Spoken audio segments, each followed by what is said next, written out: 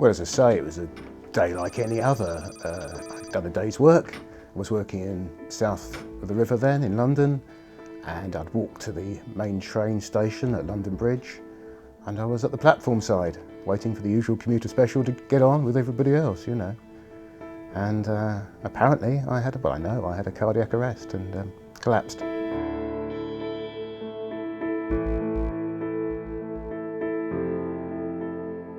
Well, because I'm the first aider, it's our job to go and ascertain what the problem is. So we went over and I found Steve.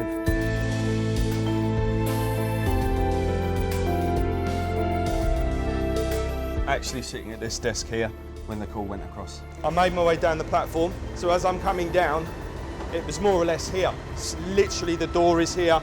The train was packed, all the seats were full, and the gentleman in question was sitting here. He was just slumped and no movement from Steve at all. No breathing, no. He was going blue. Undone the man's shirt, head back, checked his breathing, not breathing, compressions, paddles on the man's chest, shock advised, stand clear, shock, continue CPR. This is real, isn't it?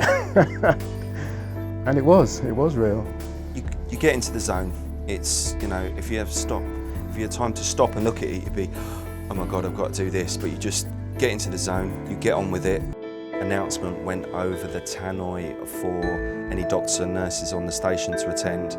That's the first one. The first response was on a paramedic on a motorbike. He just told me to carry on while he was sorting out his kit. So he just told us to carry on with what we were doing. And then, to tell you the truth, it's all a bit of a blur what goes on next.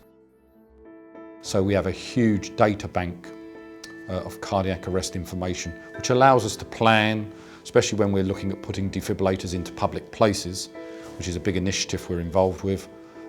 We know where to put the defibs because we know where the big footfalls are, we know where cardiac arrests occur, and so it's allowed us to plan.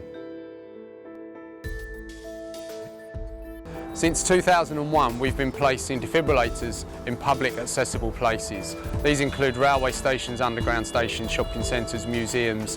What will happen is when we get a 999 call in, that will send an automated message to a nearby location saying there is an event at this location, can you please dispatch your defibrillator? I do go past the defibrillator on the wall at London Bridge Station now, and it does give me pause for thought every time I look at it and go past it.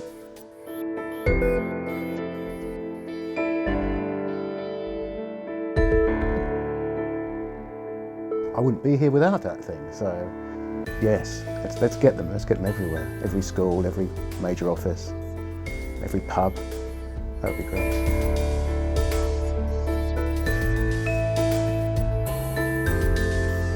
So our biggest challenge was actually persuading people these machines are really safe.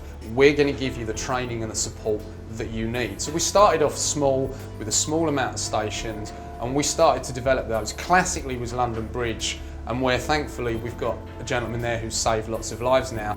No, I didn't think I would actually use one, but to get trained in one, why would you not want to learn something that could possibly save someone's life? And those are the people I admire, because they don't have to do it, they're not paid to do that. And I've been told by Eddie and others who use these things that it's idiot-proof. You do what it says, you just follow the instructions and it all works out fine. It shows other people, actually, anybody can use these machines. And now when we go to places and say, would you like machines, they grab them from us. It was life-changing. Even got me into going to the gym on a regular basis, which I certainly never did before. Check for breathing, apply paddles, the machine will do the rest. If you don't try, the person can possibly die. So, you know, you've got nothing to lose. But I wouldn't be here today without Eddie and what he did for me. So I know how fortunate I was. I chose a good place to collapse though. Thank you very much, you saved my life.